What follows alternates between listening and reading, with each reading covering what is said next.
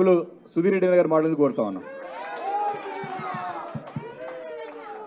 మన ప్రియతమ నాయకులు గౌరవ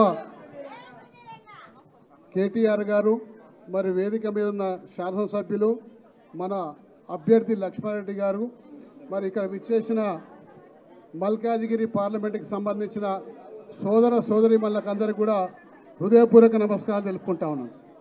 ఇప్పుడే మర్రి రాజశేఖర రెడ్డి గారు చెప్పినట్టు 2000 సంవత్సరంలో మన ప్రియతమ నాయకులు కేసీఆర్ గారు ఒక్కడే ముందడుగు వేస్తే ప్రతి సంవత్సరానికి కొన్ని వేల అడుగులు, కొన్ని లక్షల అడుగులుగా మారి కోట్లాది జనంతో తెలంగాణ సాధించి ఈరోజు తెలంగాణని భారతదేశంలో నెంబర్ 1 రాష్ట్రంగా నిలబెట్టిన ఘనత మన ప్రియతమ నాయకులు.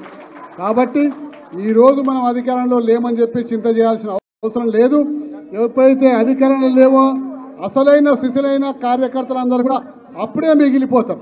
ఎందుకంటే తేలిపోయే వాళ్ళు తేలిపోతారు, నిజమైన కార్యకర్తలు అందరూ కూడా ఇప్పుడే మిగిలిపోతారు. మరి మీరందరూ కూడా కలిసికట్టుగా గట్టిగా రేపు పొద్దున మల్కాజిగిరి మీద ఒక పట్టు పడితే తప్పనిసరిగా మన అభ్యర్థి భారీ మెజార్టీతో గెలుస్తామని చెప్పి ఈ సందర్భంగా మనవి చేసుకుంటూ, ఇంకా అనేక మంది శాసనసభ్యులు మాట్లాడేది కాబట్టి మరి మీరందరూ కూడా రాబోయే రోజుల్లో ఆల్రెడీ ప్రతి నియోజకవర్గంలో పరిచయ కార్యక్రమాలు అయిపోయినాయి. మరి ముఖ్యమైన మహిళల కార్యకర్తలు కూడా పరిచయ కార్యక్రమాలు అయిపోయినాయి. మీరు రేపు రాబోయే రోజుల్లో ఇఫ్తార్ విందులు పెట్టబోతున్నాం, మరి వాకర్స్ను కలవబోతున్నాం. మళ్ళీ పెద్ద ఎత్తున మరి నామినేషన్ స్టార్ట్ కాగానే పెద్ద ఎత్తున కార్యకర్తల సమావేశాన్ని కూడా మళ్ళీ ఏర్పాటు చేయబోతున్నాం. కాబట్టి అందరం కూడా ఇదే స్ఫూర్తితో పనిచేసి మల్కాజిగిరి పార్లమెంట్ సీటుని మనం కేసీఆర్ గారికి, కేటీఆర్ గారికి బహుమతిగా ఇద్దామని చెప్పేసి కూడా ఈ సందర్భంగా మనవి చేసుకుంటూ సెలవు తీసుకుంటాము.